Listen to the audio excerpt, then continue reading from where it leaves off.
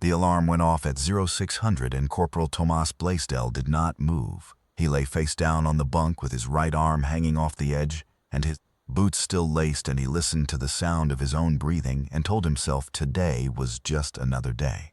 He'd been telling himself that for 11 months. He'd gotten reasonably good at believing it until the moment he opened his eyes. He opened his eyes.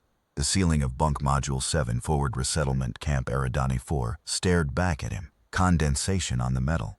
A rust-brown smear near the ventilation grate where someone had written "still here" in marker and then crossed it out and written it again. The smell was the same as always. Recycled air, boot polish, the faint sweet decay of the alien jungle pressing against the perimeter wire 70 meters away. Normal, routine, the kind of normal that had replaced the normal he used to know. He rolled over and caught his reflection in the polished steel panel above the door. He stared at it for a long moment. Then he sat up, very carefully, and put his boots on the floor and stared some more.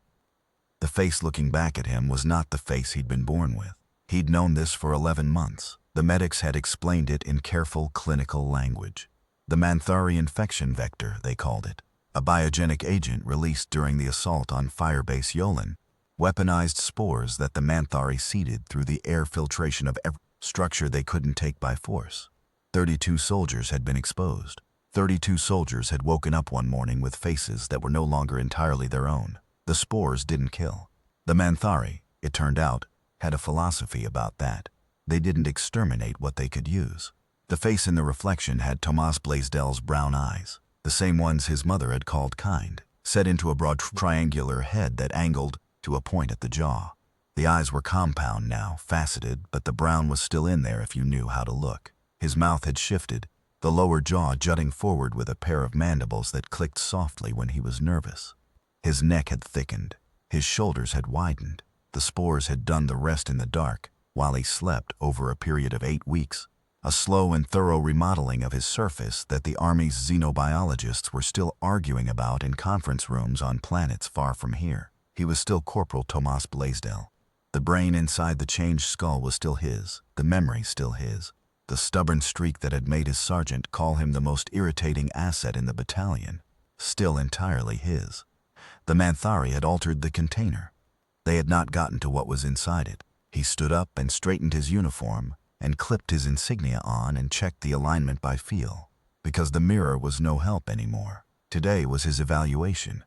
The Army Reintegration Board met twice yearly at the Forward Resettlement Camp and reviewed every soldier carrying what was now officially classified as a Manthari-derived morphological variance. The board had the power to discharge, to reassign, to recommend full xenobiological study, which everyone knew was a polite way of saying you wouldn't be seeing the front lines again. Today they would review Tomas Blaisdell's file, his psychological profile, his 11 months of continued service despite everything, and they would decide what he was worth. He went to the mess hall and got coffee and sat down across from Sergeant Priya Nair, who was the only person in the camp who consistently sat across from him rather than beside him. She had 3 small triangular scars on her left cheekbone from the spores. She'd only caught a partial dose, the medics said, and the variants had stopped after the scars appeared. As if the biology had assessed her and found her insufficiently useful. She wore those scars the way some people wore medals she'd earned the right. "You eat anything?" she asked. "I'll eat after. You should eat before." She pushed a bread roll across the table without looking up from her datapad. "They go longer if they think you're nervous. They can tell when you haven't eaten." "How can they tell?" "Because you do this." She mimicked a rapid, very slight clicking motion with her jaw. 2 beats, a pause, 2 beats. She'd noticed that 3 weeks in and had never once mentioned it until now. He picked up the bread roll. "Thanks for waiting to tell me. You weren't ready to hear it 3 weeks ago." He ate the bread. It tasted like nothing, which was how most food tasted now. The Manthari spores had rewired his olfactory system toward a range of sensory inputs that weren't adequately served by human food, and every meal was a reminder that his body was navigating 2 worlds at once. He drank the coffee because the warmth was still a warmth he recognized, and that mattered more than the taste. "Boards in the East Annex," Priya said. 3 members, Colonel Vass is chairing. The 2 civilians are from the Xenobiology Integration Program. Civilians. One of them wrote a paper on the Firebase Yolin incident. You've apparently been cited. Your case specifically. She finally looked up. Her eyes were steady and entirely free of pity, which was the quality he valued most in her. So they know what you are before you walk in. Whatever you decide to show them is on top of that. He said nothing for a moment. The jungle beyond the perimeter wire was beginning its morning sound, the low resonant hum of the Manthari flora, a sound that 11 months ago had terrified him, and now settled into his chest like a kind of grim, familiar music. "What do you think I should show them?" he said. She considered the question seriously, which was why he'd asked it. "I think you should show them exactly what you showed the firebase Yolan garrison for the last 4 weeks before the assault. The thing that kept those 47 people alive until extraction. That's not a thing I can explain in a room." "No," she agreed. "It isn't, so show them something else." She folded the datapad. "Show them that you showed up 11 months, every morning, that you sat in that uniform and ate that terrible bread and didn't ask to be evacuated. That counts for something, and they know it counts for something, and you need to be the one who believes it hardest in that room." He thought about saying something more and didn't, and she didn't push, because she understood the difference between a silence that needed filling and one that needed to be left alone. That was the other quality he valued in her. He had 40 minutes before the board convened. He spent them the way he always spent the last minutes before anything important. He went to the east perimeter wall and looked out at the jungle and made himself stay present in the thing he was looking at, rather than the thing that was coming. The jungle of Eridani 4 was a cathedral of pale orange and deep red, canopy so thick the light filtered through in amber columns that looked almost warm. The Manthari had been growing it for longer than humanity had had a written language. They considered it a garden. Everything they built into living material, their weapon platforms nested inside trees that were really not trees. Their communication arrays wound through root systems. Their city structures shaped by 1 billion years of biological engineering rather than quarried stone. Humanity had arrived with quarried stone, with poured concrete and prefabricated steel, and the absolute conviction that a thing built hard and straight and rectangular was better than a thing grown. The Manthari had found this philosophy fascinating and incomprehensible. Their assessments of humanity, which the xenolinguistics team had been laboriously translating for 2 years, described humans as a species that had mistaken permanence for strength, that had built their world out of the wrong materials because they couldn't grow what they needed, that were in some fundamental way incomplete. Tomas had read those assessments sitting in this same spot 6 months ago. He had read them twice. He had found, to his own surprise, that he was not particularly angry about them. The Manthari were wrong, he thought, but they weren't wrong because they were stupid. They were wrong because they were looking at humanity's buildings and missing what the buildings contained. He turned from the perimeter and walked to the east annex and knocked on the door at exactly 0700. The room was small and colder than the rest of the camp.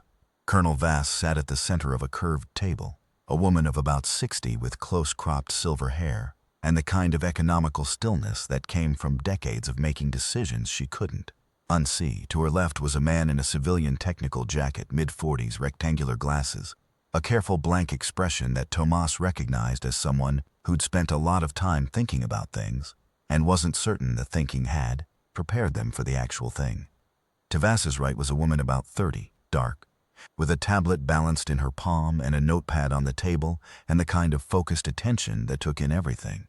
She was the one who'd written the paper.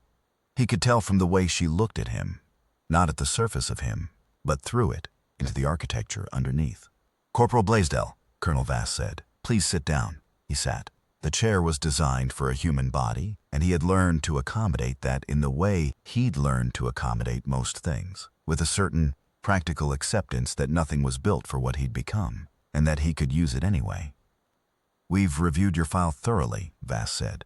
"I want to give you an opportunity to speak to your service record before we proceed to the formal assessment."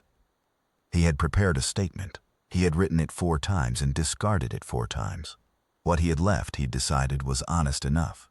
"I've served 11 months in a changed body," he said. "The body has changed what I perceive. Some of what I perceive now is things I couldn't perceive before, and some of that has been useful. I don't ask for special consideration on account of the variance. I ask to be assessed on what I've done while carrying it." The man with the glasses leaned forward. His name tag read Dr. Seth. "Corporal, in your incident report from Firebase Yolan, the period immediately preceding the assault. You describe a perimeter awareness that you attribute to, quote, the altered sensory range of the variants. Can you be more specific about what you detected and how? I could smell the spore-seeding vehicles before the forward sensors picked them up. The variance includes olfactory receptors tuned to Manthari biological compounds. I reported the contact 22 minutes before the first alert. The garrison had time to move the civilians to hardened positions. He paused. That's not in my file as a function of the variance. It's in my file as early detection via unknown means. Because the variance isn't officially recognized as an operational asset, the woman said, Dr. Lena Chen, her name tag said. Her voice was even and interested. The Army doesn't currently have a framework for a soldier who is partially interfaced with Manthari biology. No, ma'am, but you've been thinking about what that framework should look like. He looked at her for a moment. Yes, ma'am, tell us. He'd prepared a statement 4 times and discarded it. He hadn't prepared for this question, which was probably why he answered it honestly. The Manthari are fighting us with biology, he said. They're making weapons out of living things, environments out of living things, sensors out of living things. We keep meeting biology with steel and we keep taking casualties at a rate we can't sustain. 32 soldiers got dosed at Firebase Yolin, and the Army's response was to quarantine them and wait for the biology to reverse, which it hasn't. The other response, the one nobody in this room has official authorization to suggest, is that 32 soldiers who can perceive things our sensors can't, and who are immunized against the primary Manthari attack vector, are not a contamination problem. They're a capability. The room was quiet. Colonel Vass had the expression of someone who had heard this said and had perhaps said it herself and was very interested in watching someone else say it out loud. That's a significant claim, Dr. Seth said. Yes, sir. I have 11 months of documented field performance to support it. Dr. Chen was writing, not typing. Writing in the notepad by hand, the way people wrote when they wanted to think alongside the words. What does your variance perceive right now? She asked, not looking up. He thought about what to say. What his variance perceived right now was the cool, recycled air of the annex tinged with the trace biology of 3 humans who had each eaten breakfast and each carried a different chemical signature of stress. What it perceived was the ambient resonance of the Manthari jungle pressing against the perimeter wire, a low frequency his changed ears caught in the bones of the building rather than through the air. What it perceived was a tension in the eastern edge of that resonance, a modulation in the harmonic pattern of the flora that he had learned, in 11 months, to associate with something moving through it. He said, "There's something in the jungle on the eastern approach. 100 meters in, maybe 120. It's not patrol, the cadence is wrong, it's too deliberate. It's stopped twice in the last 4 minutes." Colonel Vass did not panic. She reached under the table, unhurried, and pressed a notification to the duty station. 40 seconds later, the duty station called back. Eastern sensors had picked up a contact at 115 meters, stationary, consistent with a Manthari biological probe drone, the kind they sent ahead of a targeting run to verify target signatures. Vass looked at Tomas for a long moment. He said nothing, she said. Assessment board is in recess. The camp went to alert status. Tomas helped coordinate the eastern perimeter repositioning, not because anyone ordered him to, but because he could perceive the probe's movements through the resonance of the jungle with a precision the sensors couldn't match. He directed the repositioning the way a man navigates by a sense he can feel but not fully explain, with the practiced certainty of someone who has stopped arguing with what his body tells him and started trusting it. The probe withdrew. The Manthari, pragmatic, patient, deeply invested in the concept of optimal conditions, withdrew with it. The alert ended 90 minutes after it started. Colonel Vass found him at the eastern perimeter, where he had not left. "I want to be honest with you," she said. She was standing beside him, also looking at the jungle, in the way of 2 people who need to say a hard thing and find it easier to say it to an open horizon. "Yes, ma'am. The board was convened to assess whether your variance constitutes a disqualifying condition. That's the purpose of the evaluation. The official framework has a checkbox, and the checkbox says yes or no." She paused. "What I observed this morning suggests the framework has a gap in it." "Yes, ma'am. The gap is going to need someone to fill it. Someone willing to sit in a room and demonstrate, in precise and documentable terms, exactly what a Manthari variant soldier can perceive that current sensor arrays cannot. That kind of demonstration is going to be uncomfortable. It's going to be questioned by people who have not sat in a room with you while you detected a targeting drone before the sensors did. She turned to look at him, and her expression was the same economical stillness it had been since he walked in, except something in it had moved slightly, the way a still surface moves when something passes beneath it. Are you that kind of uncomfortable? He thought about the 11 months, the mirror every morning, the bread that tasted like nothing, Priya pushing it across the table, still here crossed out and written again. Yes, ma'am, he said. That's the kind I am. She gave a short nod, the kind that means a decision has been ratified rather than made, because it was made some time ago. I'll need a formal deposition from you. Everything you perceived this morning, in sequence, in as much biological detail as you can provide. Dr. Chen will assist. Understood. Vass started to walk back toward the annex, then stopped. Corporal, for what it's worth. She didn't turn around. I've reviewed every incident report from Firebase Yolin, the 47 personnel who were extracted, the window you gave them. A pause. Worth is not always what the framework says it is. She walked back. He stayed at the perimeter. The jungle hummed. He hummed back unconsciously, a low frequency that he'd learned from the resonance and that had started to feel like a greeting. He caught himself doing it and stopped, and then, after a moment, started again. It didn't matter if it looked strange. He was past worrying about that. What mattered was whether it was useful, and in his experience, anything that helped you stay in contact with the thing you were navigating was useful. His deposition took 6 hours, and it was the strangest conversation of his life. Dr. Chen sat across from him with a recorder and her handwritten notepad, and asked questions in a way that built outward from each answer, following the shape of his perception rather than a prepared questionnaire. She wanted to know what the probe drone smelled like, which was a question nobody had ever thought to ask. She wanted to know whether the resonance from the jungle was constant or variable, and when he described the way it modulated, the difference between the idle hum of undisturbed flora and the changed frequency he associated with. Manthari biological movement, she wrote for 3 solid minutes without speaking. Have you ever tried to communicate back through it? She asked. The humming. Yes, he told her about the humming. He hadn't told anyone before. She wrote it down, and the way she wrote it suggested she didn't think it was absurd, only that it was a data point she hadn't anticipated. Have you received any response? She said. He considered the question. Not in a way I can characterize. Something in the pattern changes when I do it.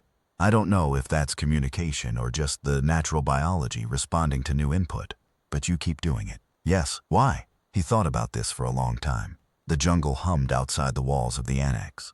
He could hear it through the steel, through the concrete. A vibration in the structure that most people couldn't feel, and that he had stopped trying to explain was there. Because if the Manthari are listening, he said, and there's a human voice in the pattern, they're going to have to account for that. They'll have to update their model. And any moment they spend updating their model is a moment they're not targeting anyone.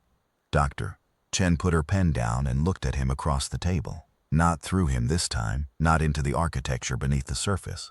At him. The way someone looks when they've been listening to a difficult problem for hours, and have just heard something that is either the key to it, or a new and more interesting complication. Tell me what you know about Manthari communication biology, she said. He knew more than she expected. He'd been reading everything the xenolinguistics team produced for 11 months, not because he'd been ordered to, but because the variants had given him a new context for it. When the xenolinguistics team described the root network harmonic system the Manthari used for long-distance communication, he could cross-reference it against what he heard in the jungle at 2 in the morning, when the camp was quiet. When the xenobiology team published their analysis of the spore vector's receptor proteins, he read it and recognized in the technical language the thing his body had been doing for almost a year. He was not a scientist. He had not been educated for this. But he had 11 months of the best possible primary research, a changed body in contact with an alien environment paying attention. He talked for 2 more hours. By the end, Dr. Chen had filled the notepad and started on the back of several printed reports from her briefing folder, writing in the margins and then in the white space at the bottom, and then turning the pages sideways for the overflow. Dr. Seth had stopped pretending to type and was listening with his chin in his hand. Colonel Vass had returned from whatever the post-alert administrative requirements had taken her to, and sat down at the back of the room and said nothing and did not leave. At the end of the deposition, Dr. Chen said, "I want to table the current framework. That requires authorization above my level," Vass said from the back. "I know, I'm going to request it." Chen was looking at her notes, not at any of them. What Corporal Blaisdell is describing is a biological interface that is currently unclassified and unquantified, and has been demonstrably operational for 11 months, without any formal support or study. That's not an assessment question. That's a research program. He'd be a subject, Dr. Seth said. He'd be a partner, Chen said firmly. There's a difference, and we need to be explicit about it from the start. Tomas said, "What does that mean practically?" "It means your evaluation doesn't result in discharge or reassignment. It results in a research posting at this installation or a designated facility with full operational status, working with a xenobiology team to document and develop the interface. It means your variance goes from being a medical problem to being a methodology." The word sat in the air. Methodology, 11 months, the bread, the mirror, the alarm at 0600. "Still here," he said. "What do the other 31 say?" Chen blinked. "The other variant soldiers, yes, this affects them too. Whatever framework gets built around me should be built around all of us. If this is going to mean something, it has to mean something for everyone who went through Firebase Yolen." There was a silence. Vass said quietly, "That's in the record." Chen was already writing. The research posting was approved 6 weeks later. The process was not smooth, and it was not quick, and it involved more forms than Tomas had thought it was possible for a single administrative decision to require. There were 3 separate reviews, 2 medical board consultations, a formal objection from a general on a different planet who had not been present for any of the relevant events and had very strong opinions about classification status, and a period of 14 days during which the whole thing seemed likely to be killed by paperwork rather than by any principled opposition.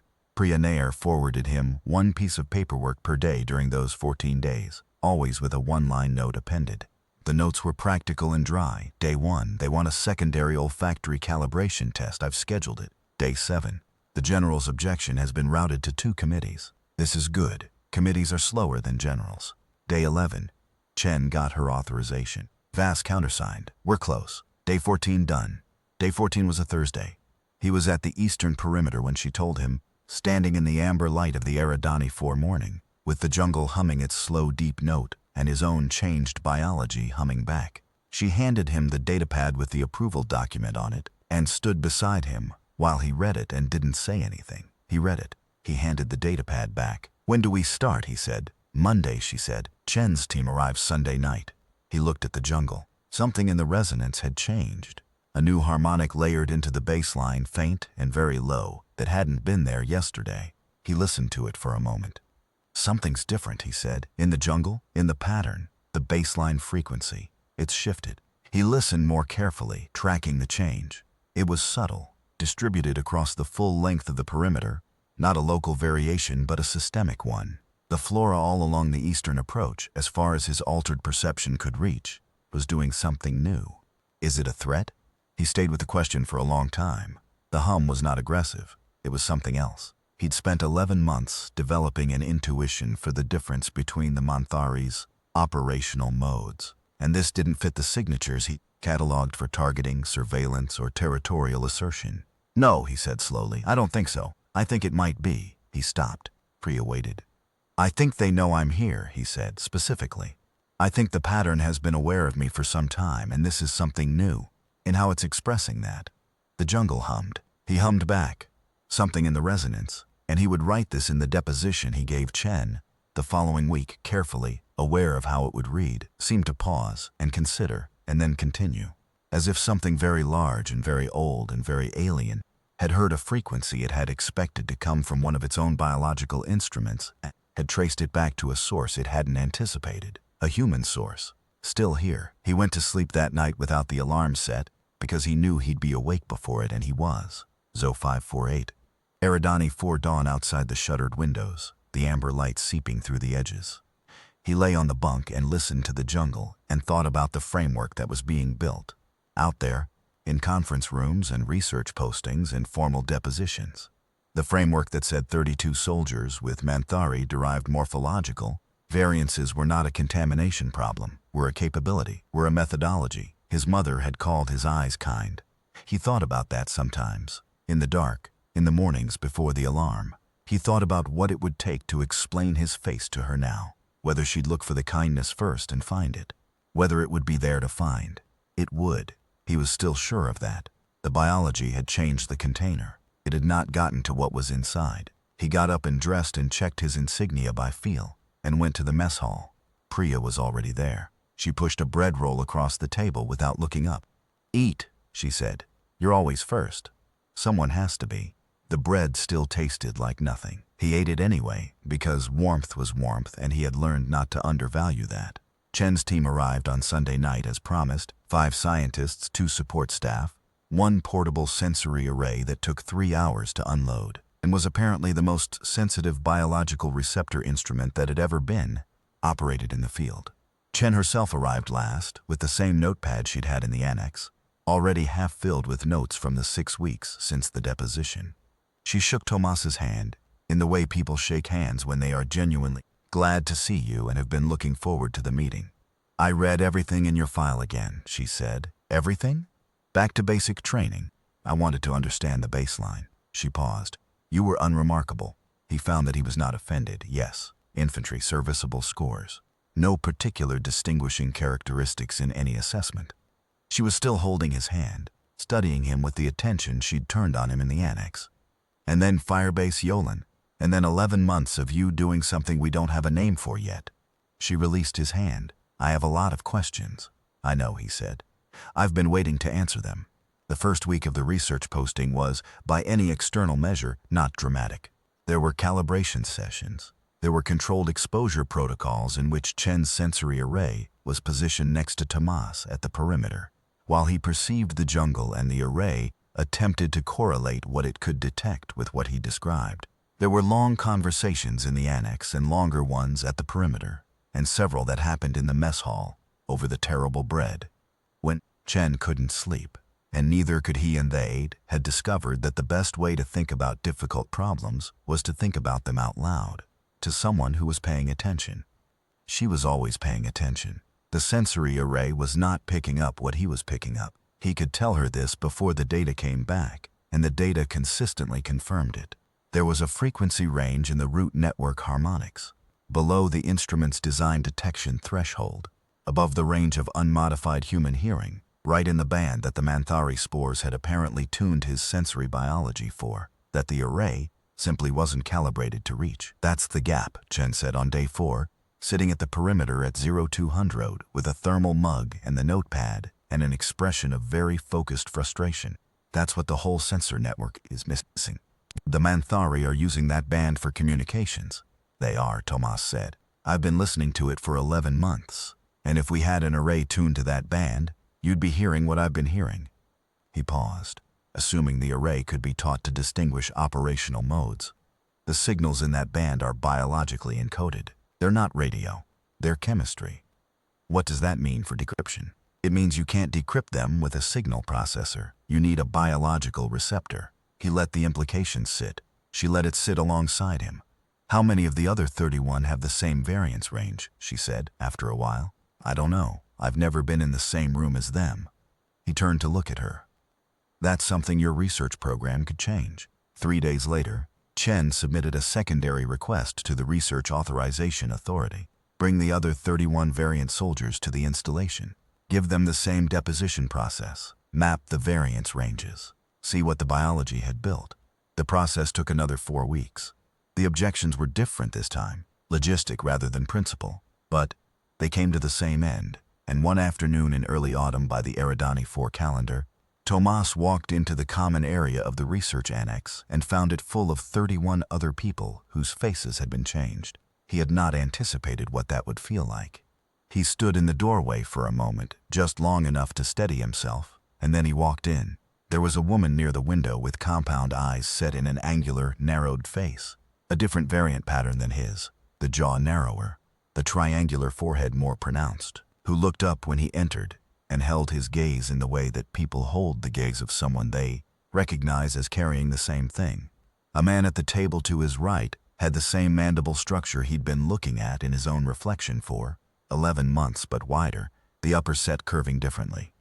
An older soldier sitting alone near the back had a variance that had progressed furthest. Of any of them, the head shape almost completely Manthari in its proportions, and he sat with the particular stillness of someone who had spent a very long time deciding to take up space in a room. Tomas took up space. He crossed the room and sat down at the main table and said, to no one in particular and to everyone, "I've been wanting to ask you all something." They looked at him. "Does the jungle sound different to you at 0200 than it does at 0800? A beat of silence. Then, from the woman near the window, "Yes, there are 2 frequencies that only come out at night. The older soldier at the back, 3, where I was stationed. The third one starts at about 010, the route network traffic." The man with the wide mandibles said, "It's heavier at night, faster, less." He paused, "Less like ambient and more like conversation." "That's exactly right," Tomas said. He looked around the room. 31 faces that were not entirely human and were not entirely Manthari, and were something in the gap between those 2 things. Something that biology had built that neither species had planned for. He thought about Dr. Chen's word, methodology. He thought about what "still here" actually meant, now that there were 32 of them in a room saying it at once. "We need to build a catalog," he said. "Everything each of you has been hearing, smelling, perceiving. Every operational mode you've identified, every signal you've learned to read. All 11 months of it from 32 different positions cross-referenced." He paused. "Chen's team needs our data, but that data is ours first. We generate it. We own what it means." There was a longer silence.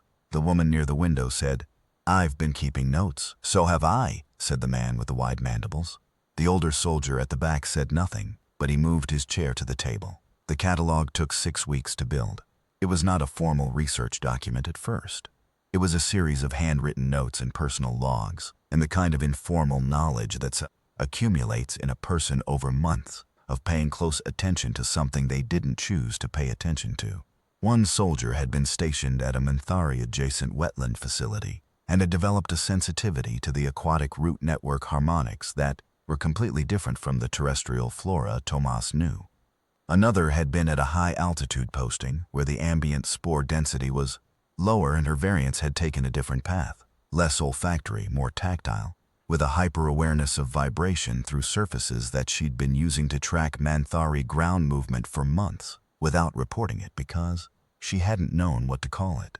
Chen's team worked alongside them, not directing but translating, building the scientific framework around the empirical knowledge the soldiers had accumulated, converting lived experience into the language that authorization boards and research committees and military strategists needed to hear. It was a strange kind of collaboration. The scientists needed the soldiers' perception. The soldiers needed the scientists' translation. Neither could do the work without the other, and both sides knew it. Tomas spent his days in the annex and his nights at the perimeter.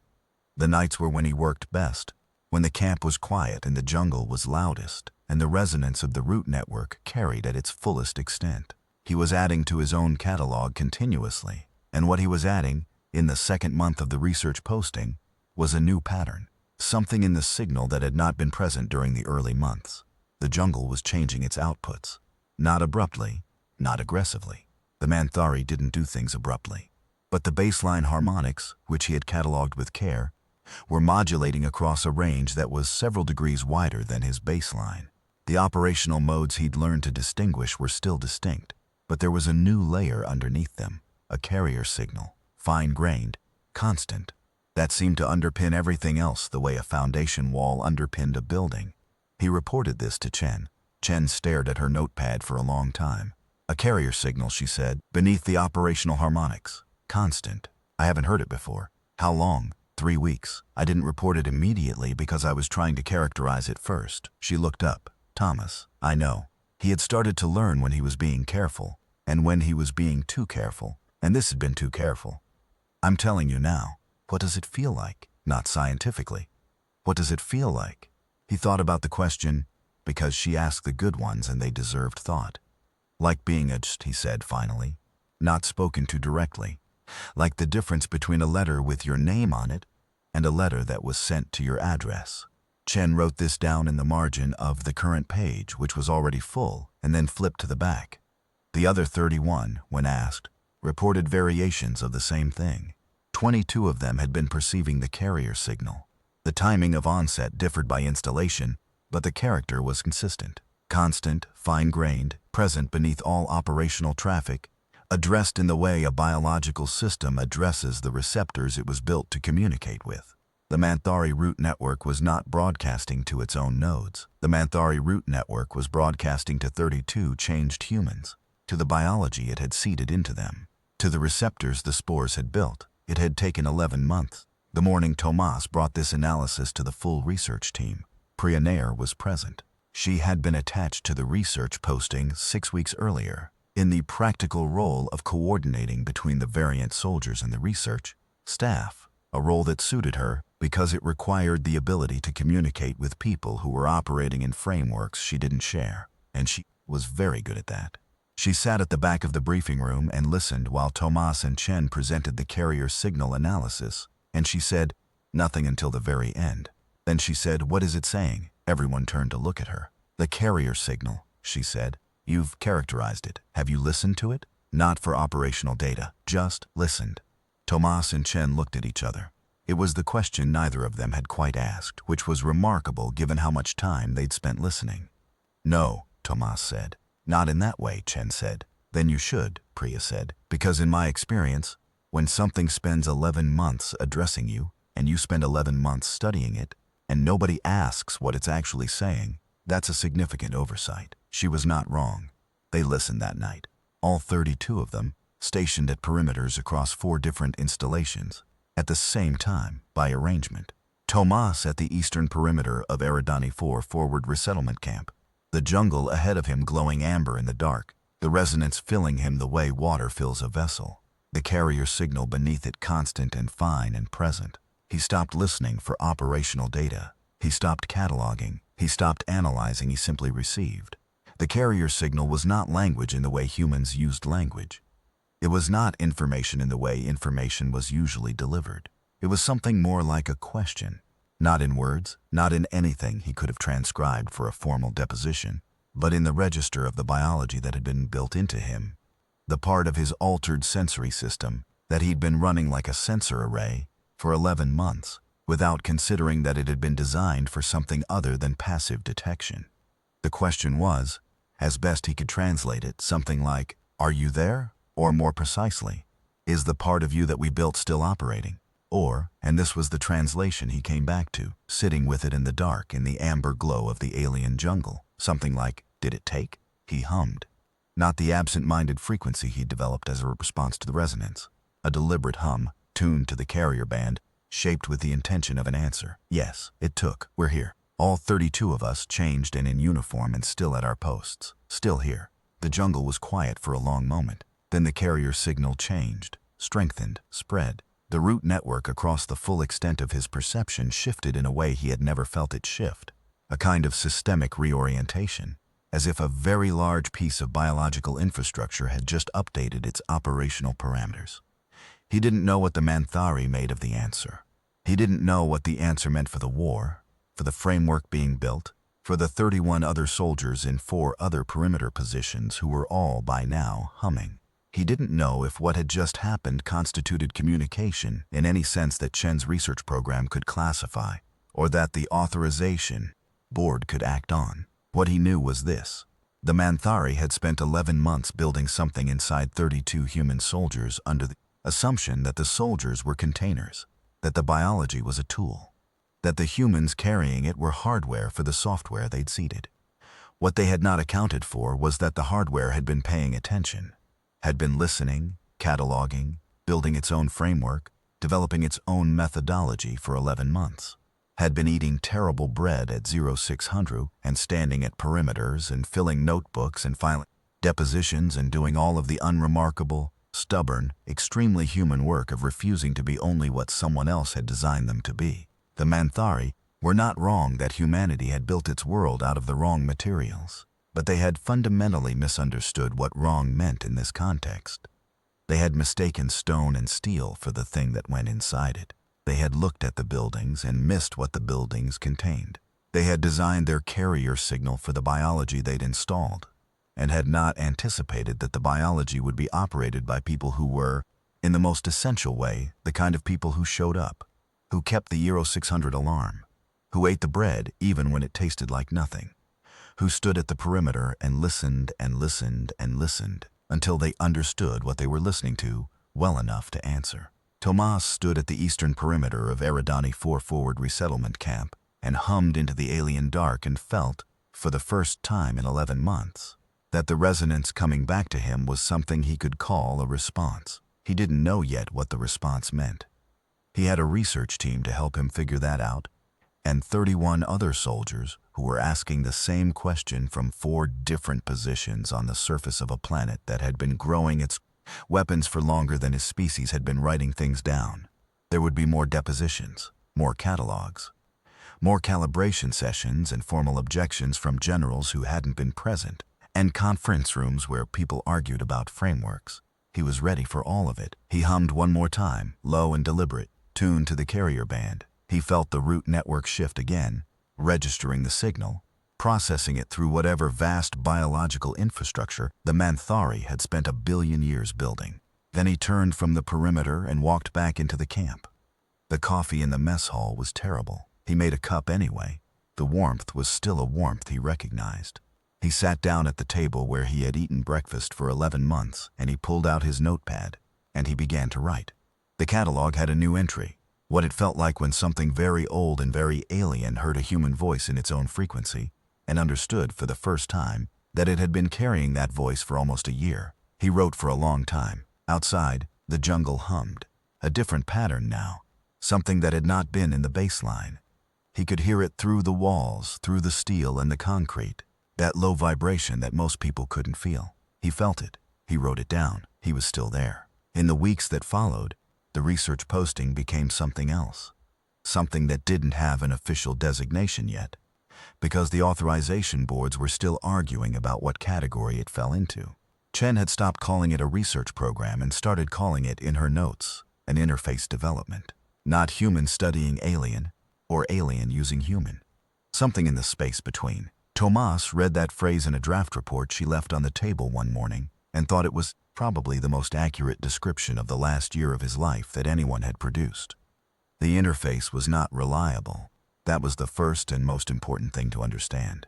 The carrier signal could be perceived and could be responded to, but the translation between Manthari biological communication and anything a human brain could process as meaning remained deeply, genuinely difficult. There were sessions where Tomas sat at the perimeter for 4 hours and came back with nothing he could put into language. There were sessions where the root network modulated in ways that seemed, in the moment, precisely legible. And then he'd spend an entire day trying to transcribe the legibility and produce something that read as noise. "You're trying to use the wrong codec," said Warrant Officer Delmer Osi, who had been stationed at a coastal facility and whose variants had taken a form that prioritized tactile perception over olfactory. Osi had a quiet authority about him that came from having thought about things very carefully for a long time before speaking, and when he spoke it was worth listening to. He sat across from Tomas in the common room of the research annex on a rainy afternoon and said, "You're trying to convert biological signal to propositional language. That's not what it is. What is it? It's closer to music." Osi tapped the table slowly. A rhythm that wasn't arbitrary. Music tells you something without telling you a thing. You know what a minor key feels like. You can't explain it in sentences. The carrier signal is in a minor key right now, has been for 3 weeks. Something's wrong or something's in preparation. I don't know which. But trying to put that into words is like trying to write down what a song made you feel. Tomas thought about this. Can we map the modalities, chart the range from functional modes to something like emotional registers? That's what my catalog section is trying to do. It's going to need more time. Osi paused. What I'm more concerned about right now is the tempo shift. I've been tracking it. The carrier signal is getting faster. 3 weeks ago it was 4 pulses per minute, roughly. This morning it was 11. He looked at Tomas steadily. In every piece of music I've ever heard, when the tempo increases and the key stays minor, something is about to happen. Tomas took this to Chen. Chen took it to Vas. Vas put the installation on elevated alert status and submitted an intelligence request to the regional command, who sent back a report 48 hours later, indicating that Manthari biological operation signatures had increased in intensity across 4 neighboring systems. Not a targeting surge, something larger, something that looked from the outside like a mobilization. How large? Tomas asked. reading the report in Vass's office. Regional command isn't certain, Vass said. The sensor networks aren't picking up clear conventional military movement. No ship signatures, no fleet assembly. What they're seeing is a biosphere-level activation. Flora and fauna across multiple systems simultaneously ramping up some kind of output. She looked at him. Which means your catalogs are the best intelligence we have. He didn't need to be told twice. Within 24 hours, all 32 variant soldiers had submitted emergency addenda to their catalogs. The picture that emerged was not comfortable reading. The carrier signal had shifted to a frequency pattern that OC's model characterized as preparatory, the biological equivalent of a drawn breath.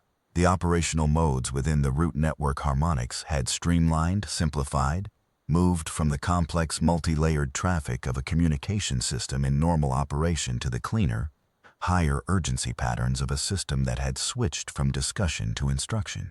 Tomas wrote his addendum and then sat at the perimeter for 3 hours and listened. What he heard, in the minor key of the root network, in the elevated tempo and the simplified operational patterns, was something he could not render in propositional language. But he was getting better at the musical analogy. What he heard was a vast and ancient biology preparing to do a thing it had been building toward for a very long time, with the patience of a species that measured strategy in centuries. What he heard was not aggression in the human sense. It was resolution. It was the sound of a decision being executed. He hummed into it. The root network registered him. The carrier signal shifted, still minor, still fast, but with a quality he hadn't encountered before, something he described in his emergency addendum as a hesitation, a comma in the music, a pause that was too structured to be accidental. He hummed again. Deliberately, carefully, in the shape of the question he'd been developing for 3 weeks. Is there another way to do this? The Manthari didn't think in human categories, didn't carve the world into negotiation and conflict the way humans did, but biology was not ideology. The signal in the carrier band was a signal, and signals could carry more than instructions. The comma lengthened. He kept humming. The music changed key. He was aware that this was an extremely inadequate description of something that was happening at the intersection of alien biology and human sensory adaptation, but it was what it was. The carrier signal moved from minor to a register he didn't have a name for, not major, not hopeful in any recognizable way, but different, unresolved, as if the conclusion that had been building for a very long time had encountered an input it hadn't modeled. He went inside and wrote everything down and sent it to Chen, who sent it to Vass, who sent it to Regional Command with the annotation, I do not have a conventional intelligence framework for this report, but I am submitting it, because I believe it is actionable. Regional Command kicked it upward. What happened next took 3 weeks and involved 2 formal meetings between human diplomatic teams and Manthari biological communication representatives, the first such meetings in the history of the conflict. Because the Manthari didn't communicate through the mechanisms humans had been trying to use, and nobody had understood this until 32 soldiers had spent 11 months being changed and had spent another 3 months paying attention to what the change had given them. The meetings were not a peace treaty. They were not even a ceasefire, technically, though the Manthari regional mobilization stood down while they were ongoing and did not resume at the same level. They were, in the language Chen eventually used in the paper she published 2 months after the meetings concluded, an initial contact event, the first moment in the human-Manthari conflict in which both sides had been in genuine communication. The meetings were conducted partly in the root network carrier band, through the biological interface of the variant soldiers, with Chen's team translating as best they could in real time, partly in conventional diplomatic language, slower and more approximate. Tomas was present for all of them, sitting at a perimeter installation that had been temporarily configured as a contact point, humming, listening, attempting to render music into sentences and sentences back into music, and knowing he was doing it imperfectly and doing it anyway.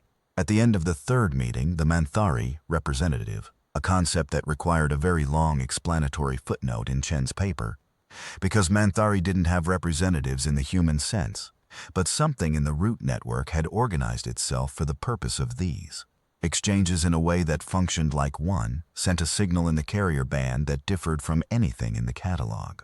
Tomas listened to it for a long time and could not fit it into any of the modalities they'd mapped. He asked Ose, who was listening from a different installation. Ose was quiet for a long moment. I think, Ozzy said carefully, that it's a question, addressed to all of us. A pause. To the biology they built, specifically, not to the human side. What question? Something like, Ozzy paused again, working the translation. Something like, did you stay? Tomas looked at the jungle, the amber light, the cathedral canopy. The biology that had been growing for longer than his species had been counting years. He hummed the answer, yes. 31 other voices from 4 other installations joined the hum in the carrier band. The root network was quiet for a moment. Then it did something none of the catalogs had recorded. The carrier signal, which had been a constant beneath all the operational traffic, shifted to the surface. Not a new frequency, the same carrier band, the same biology the spores had built in 32 soldiers a year ago, but louder. Present in a way that wasn't passive detection, but something that felt, in Ozzy's musical analogy, like a melody arriving. Tomas didn't try to transcribe it, he listened. He let the biology do what the Manthari had built it to do, which was receive information that the unmodified human sensorium couldn't reach, and he stayed in the receiving without immediately converting it to analysis. What the signal felt like, in the most honest rendering he could give it, was a kind of astonishment. He found, sitting at the perimeter of an alien world in a changed body in a military uniform with the terrible coffee cooling in a mug beside him, that he understood the feeling. He'd had it himself twice. Once at 0600 on a morning 11 months ago when he'd looked in the mirror and found a face he didn't recognize. And once at a briefing room table, looking around at 31 other people whose faces had been changed, and understanding that none of them had stopped being who they were. The Manthari had seeded biology into 32 soldiers to build instruments. What they had gotten was 32 people who showed up every morning and paid attention and learned everything the biology could teach them, and then used it in ways the Manthari hadn't modeled, because the Manthari's models didn't include what happened when hardware had a will of its own. He picked up his mug. The coffee was cold. He drank it anyway. The jungle sang. In the months that followed, the formal framework was built. Chen's research program became a recognized discipline. The 32 variant soldiers were classified as interface personnel, a designation that was argued over for weeks and was ultimately, and correctly, understood to mean people who existed at the intersection of 2 biologies and developed an operational fluency in both. The carrier band communication protocols were documented and trained. New recruits learned the theory. Some of them, exposed voluntarily to attenuated variants of the spore vector under controlled xenobiological conditions, began to develop their own limited interface capacities. The catalog grew. Tomas continued to do what he had been doing, which was show up every morning and pay attention. Priya made Sergeant Major. He was at the ceremony. She didn't say anything about it being a long time coming, because it had been a long time coming, and that was self-evident. And she had always preferred to let self-evident things be self-evident. She just put the insignia on and moved to the next item on the morning schedule. And he watched her do that and thought about what it meant that the people who kept things running were always the people who had no illusions about what keeping things running required. He had no illusions either. The interface was not peace. The standing down of the Manthari regional mobilization was not the end of the conflict. There were still operational engagements, still casualties, still general officers on distant planets with strong opinions about classification status and authorization levels and the proper categories for things that didn't fit the existing frameworks. The work was slow and incremental and frequently frustrating, and the bread still tasted like nothing. He was still there. 6 on alarm. Mirror. Insignia checked by feel. Mess hall, terrible coffee. Priya already at the table with something to push across it. Perimeter at 0200, the jungle humming. 31 other voices in the carrier band on the other side of a planet. The catalog, the catalog, the catalog. The ongoing work of rendering music into sentences, and knowing the rendering was imperfect and doing it anyway. On the first anniversary of the research posting, Chen gave him a copy of the paper she'd published. Printed, physical. The kind of thing that takes up space and can be put on a shelf. It was titled, in the careful language of peer review, Biological Interface Development in Manthari Variant Personnel, a preliminary free framework for cross-species communication. His name was on it, along with Osei's and the names of 12 other interface soldiers in Chen, and 3 members of her team and Priya, listed as coordinating support. He read the abstract. He read the methodology section. He read the acknowledgments where Chen had written, in the formal language that acknowledgments required. The authors wished to recognize the extraordinary patience and precision of the interface. Personnel whose observations constitute the empirical foundation of this work. He put it on the shelf. He went to the perimeter. The jungle was doing something new. He listened. The new pattern had a texture he hadn't cataloged. It was layered. 3 distinct modulations running simultaneously within the carrier band, which was not something the root network had done before in his experience. The normal operational traffic was single-threaded. A signal went out, the network registered it, the network responded. This was 3 things at once, and they were not in sync. They were slightly offset from each other, like 3 people speaking in the same room who were not speaking to each other.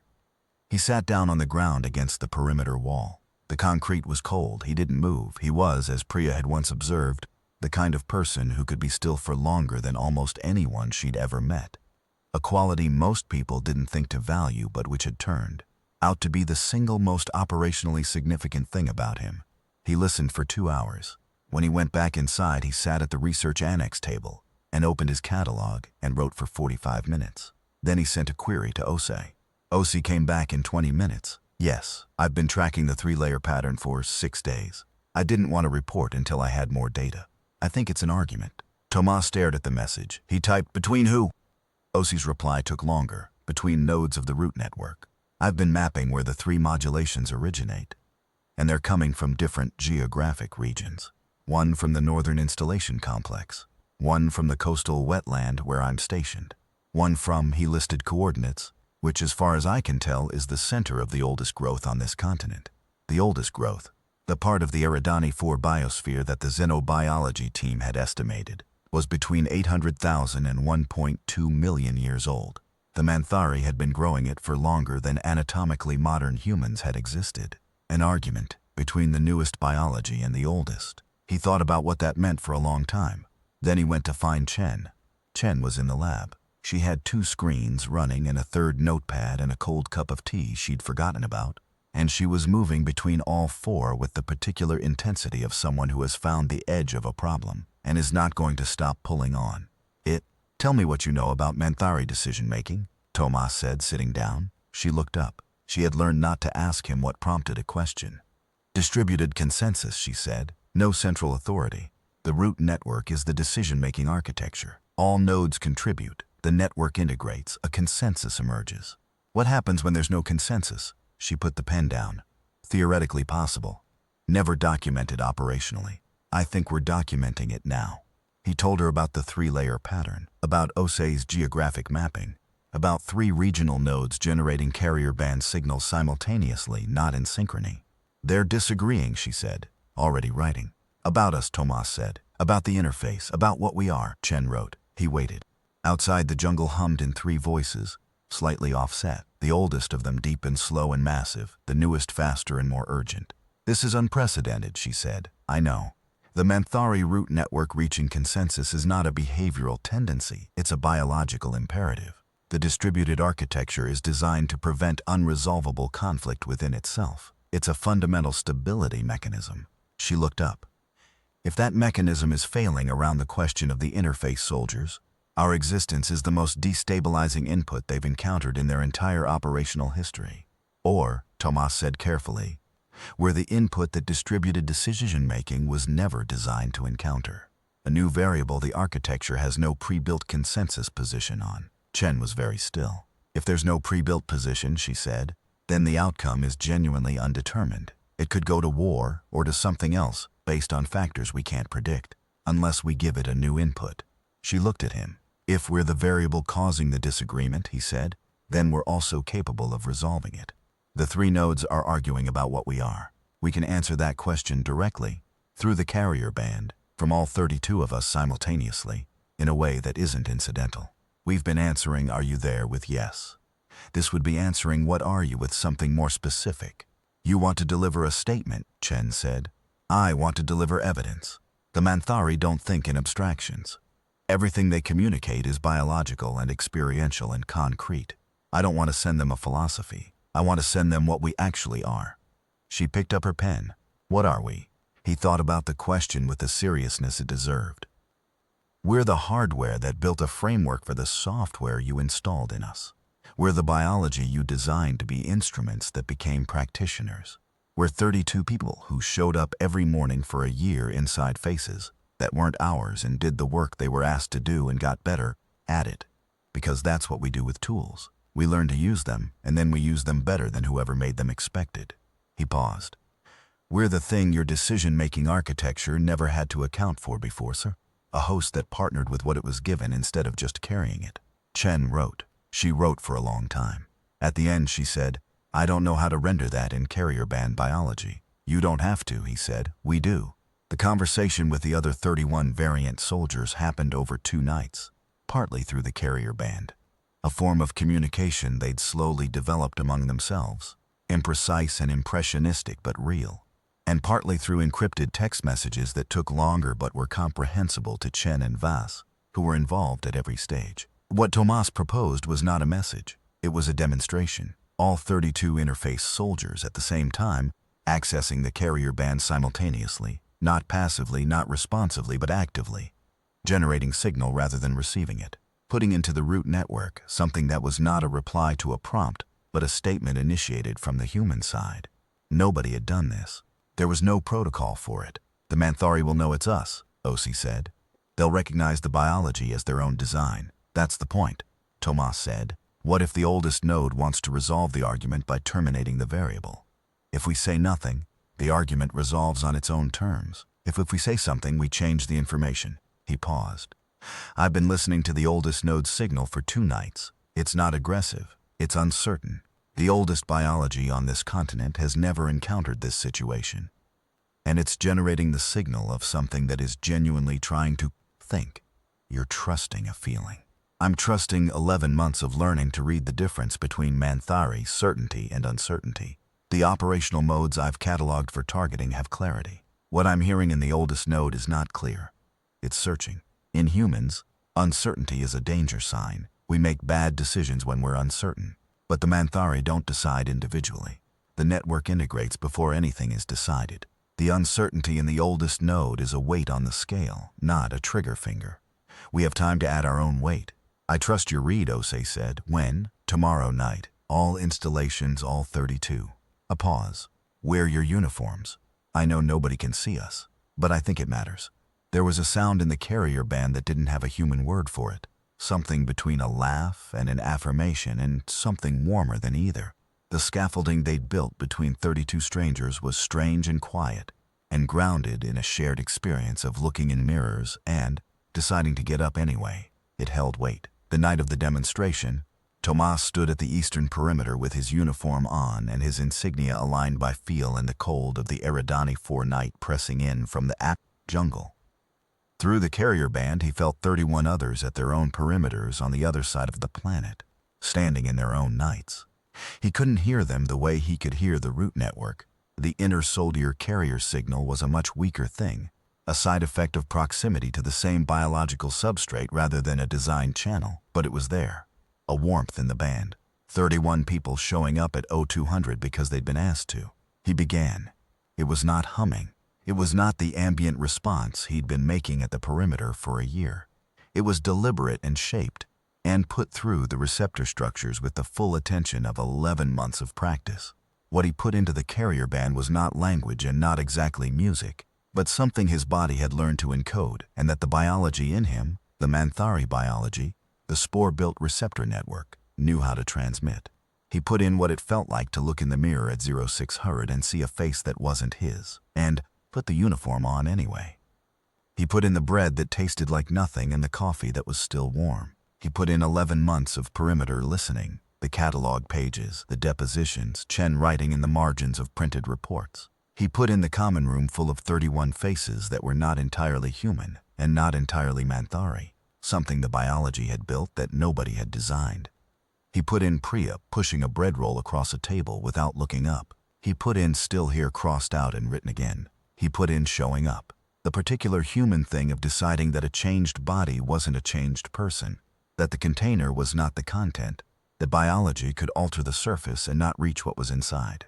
He put in 47 people at Firebase Yolin alive. He put in all of it, and he felt through the band 31 others, putting in their own versions, their own mirrors and their own bread and their own perimeters and their own stubborn acts of continuing. The root network received it. He felt the moment of reception the way you feel a door open in a house you're standing outside, a shift in pressure, a sense of space where there had been a wall. The carrier band changed. The three-note argument that had been running for weeks in its slightly offset dissonance went quiet. Everything went quiet. He waited. The oldest node was first to respond, deep and slow and massive. The signal it put into the carrier band was nothing in the catalog because nothing like it had been sent before. Not an operational mode, not a directive, not target acquisition or territorial assertion or relay traffic. Something that in OC's musical framework was in a key that Tomas had no name for. Not minor, not major. Something with no human analog because it was the effective output of a biology, alive for 1,000,000 years that had just encountered something it had no category for. He stayed in the receiving without converting. He let the signal sit in the biology and felt what it felt like. What it felt like was recognition, not the recognition of a known thing, the recognition of something previously unknown that had been sufficiently perceived to be classified as real. The oldest biology on the continent, which had spent 11 months generating a carrier signal addressed to 32 changed humans, had just received from those changed humans something it hadn't built into them, something they had built themselves. It was recognizing that. The second node added its signal, quieter, faster, integrating. The third came in last. Something in it felt young for a biology this old, uncertain in a different way. Not the uncertainty of an unresolved question, but the uncertainty of a question that had received an unexpected answer. The three-layer argument resolved, not to silence, to harmony. The three modulations aligned, not identically, still three distinct signals, but in sync, a chord rather than a dissonance. The root network reached consensus. He did not know what the consensus was. He didn't know whether it would manifest as a policy change, a communication to the diplomatic teams, a shift in the Manthari's posture. The Manthari didn't do things quickly. The oldest biology on this continent had spent 1,000,000 years learning patience and had passed that patience into the network, and whatever it had just decided it would execute in its own time.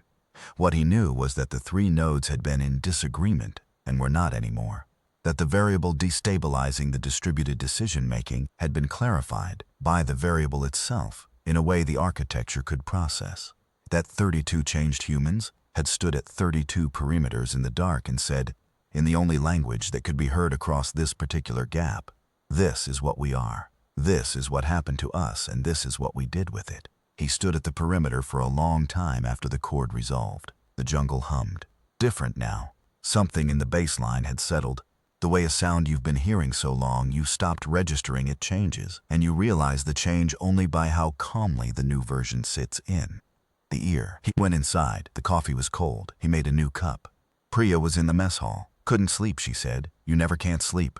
I can't sleep when I'm waiting to find out if something went badly. She pushed a bread roll across the table. Did it go badly? No, he said. He sat down. I don't think so.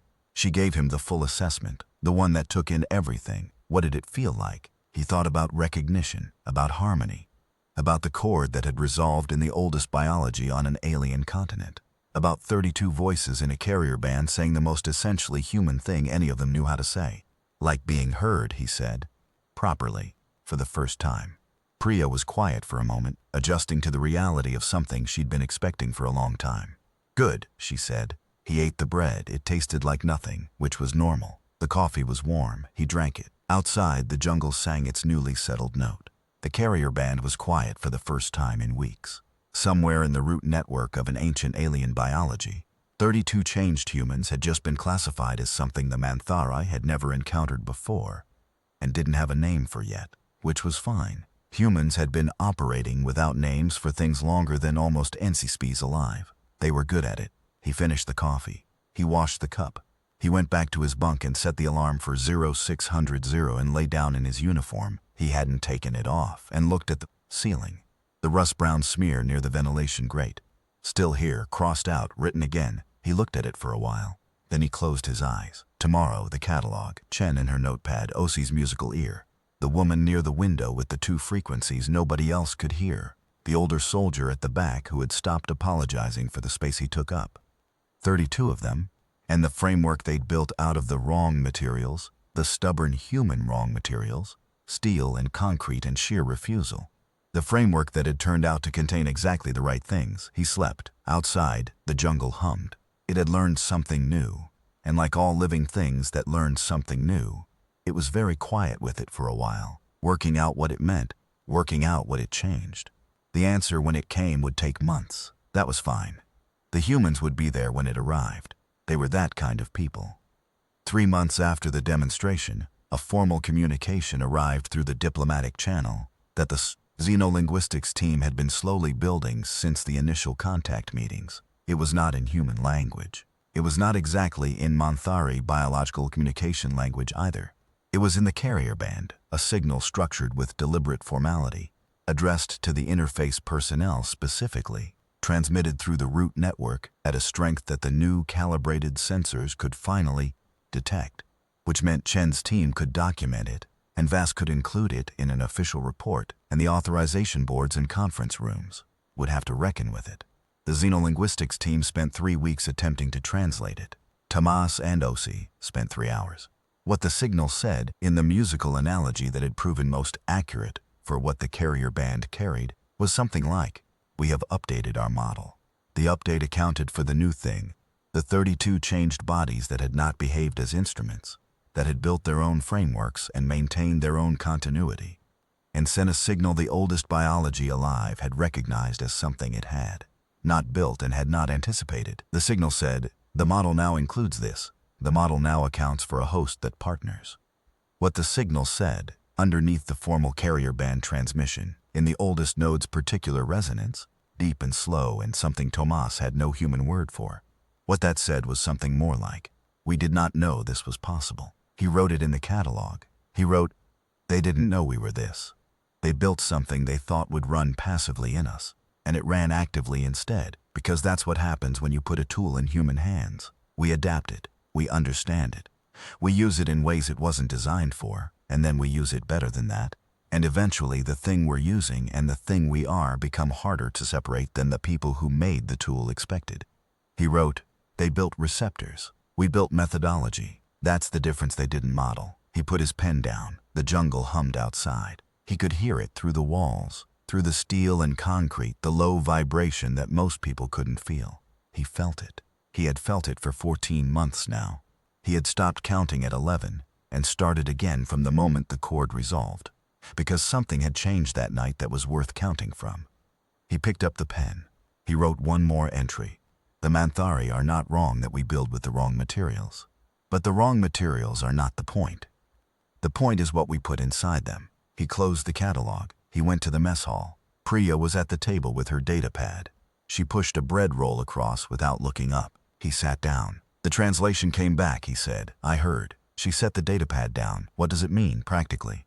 "I think it means a second round of contact meetings, with better mutual vocabulary on both sides this time." He thought about it.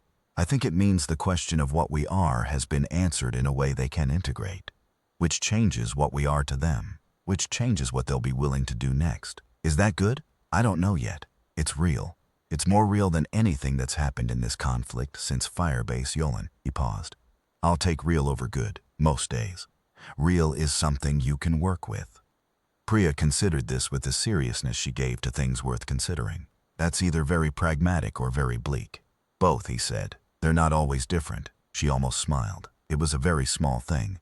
He was good at noticing very small things. He ate the bread, he drank the coffee. Outside, the plant life of Eridani 4 went about its ancient business, and in the deep frequency below human hearing and above standard sensor ranges, the root network that connected it all was processing a new data point and doing what living systems did with new data, incorporating it, finding what it changed, deciding what to do differently.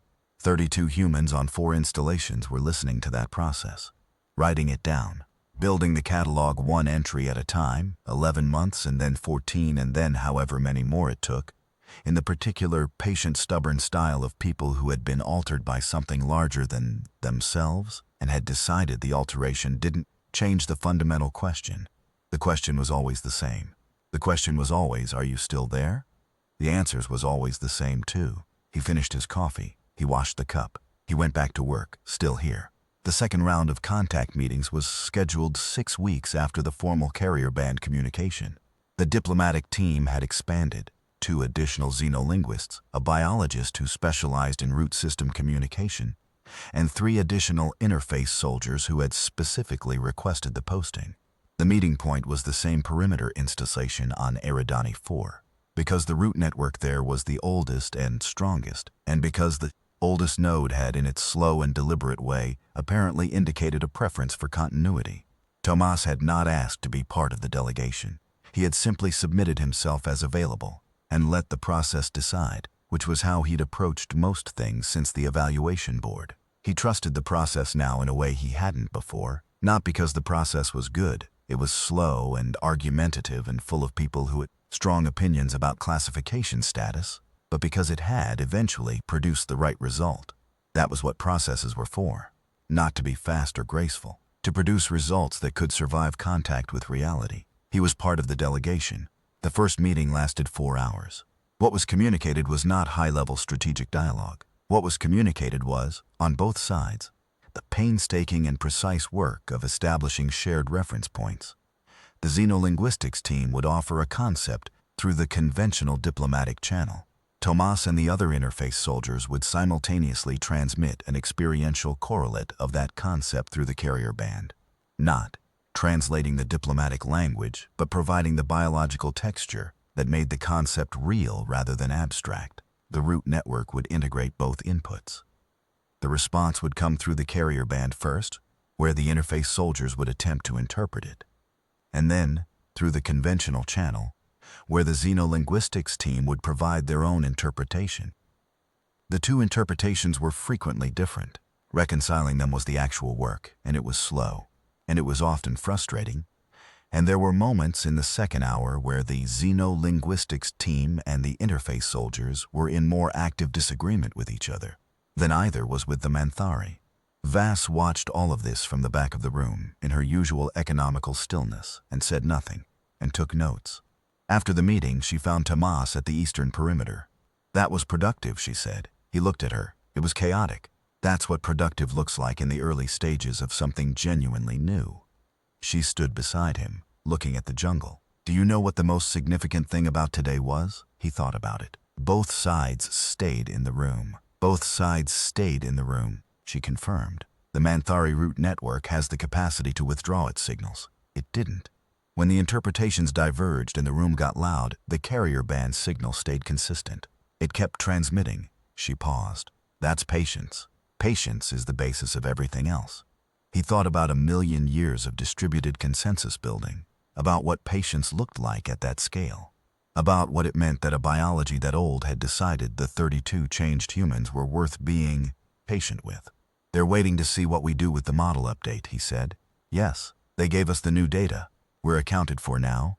We're a real category in their system. Now they're watching what we do with that, whether we use it to push harder or to go slower. What do you think we should do? He had thought about this already. He'd been thinking about it since the cord resolved. Go slower, yes. The oldest node's signal has been in a particular register since the contact meeting started. It's not minor, and it's not the recognition register from the demonstration night. It's something in between, something that in human terms I'd call watchful, alert without being tense. He paused. They're giving us room to make the next move. If we use the room well, the model update becomes something larger. If we rush it, we confirm whatever the anti-interface position was arguing. Vass was quiet for a moment. Write that up, she said. All of it. The register, the watchful quality, the room. Write it in the catalog and also in the diplomatic situation report, in whatever language each format requires. Yes, ma'am. She started to walk back. Colonel, she said, what does the authorization board make of all this? She was quiet for a long moment, which was not her usual response to questions. It meant she was deciding how honest to be. The authorization board is doing what authorization boards do, she said, which is processing an enormous quantity of reality that it didn't anticipate and generating a proportionate quantity of paper. Some of that paper will result in expanded programming for the interface research. Some of it will result in things being classified that should probably remain unclassified, and we'll fight about that in the appropriate venues. She paused. What the board cannot do at this point is pretend that what happened at Firebase Yolen was a contamination problem. The framework has the gap in it, and the gap has been visible for 14 months, and the gap has a name now. She turned to look at him. You gave it a name. He said nothing. Go write up the diplomatic situation report, she said. He wrote it. He wrote it carefully and precisely, in the language of a formal military report, and separately wrote the catalog entry in the looser and more personal language the catalog had always used, because both formats were true, but they were true in different ways, and the work required both. He submitted the situation report to Vass and the catalog entry to Chen, and then he went and stood at the perimeter for a while in the dark, because the perimeter was where he thought best. The jungle was doing something he recognized now, the watchful register, steady, attentive, not tense. Something very large, waiting to see what happened next, without having decided in advance what it would do when it found out. He stood in it. He let it read him, which it had been doing for 14 months, and which he had stopped being uncomfortable about approximately 6 months ago. He thought about what his mother would say if he could explain all of this to her. She had called his eyes kind. He had been thinking about that particular fact more than seemed rational for a year and 2 months, and he had eventually arrived at an understanding of why. The eyes were the part of the face that had stayed the most consistently his. The compound facets were there, the alien biology overlaid and integrated. But the brown iris was still brown, and the expression behind it was still the one he had since he was a child, trying to understand things that were difficult to understand. His mother would know his eyes. Whatever else had changed, she would look and she would find him. That was the thing.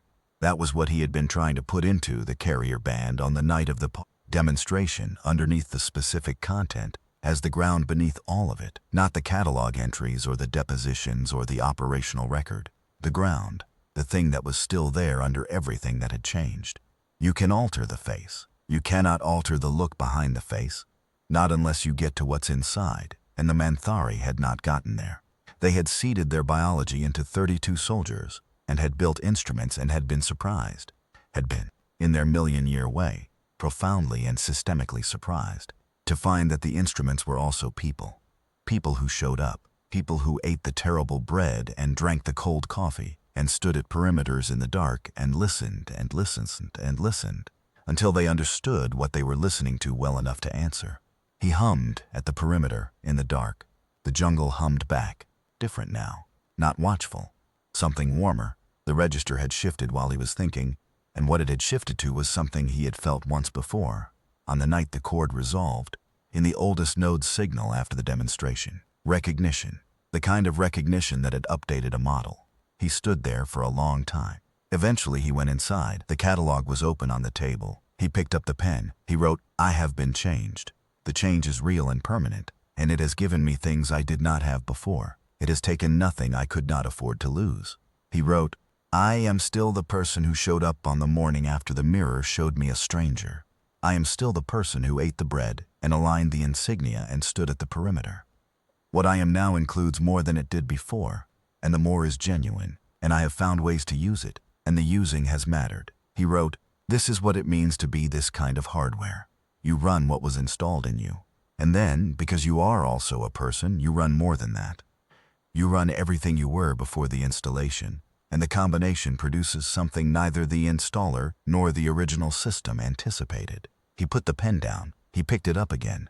He wrote at the bottom of the entry, in the smaller handwriting he used for things he was less certain about, "I think the Manthari, when they made us, were trying to make a bridge. They were thinking about instruments. But bridges work in both directions. You cannot build a thing that connects two places, and then be surprised when something comes across from the other side. We came across. We're still coming." He closed the catalog. He went to sleep. 600 alarm. Mirror. Insignia lined it by feel. Still here.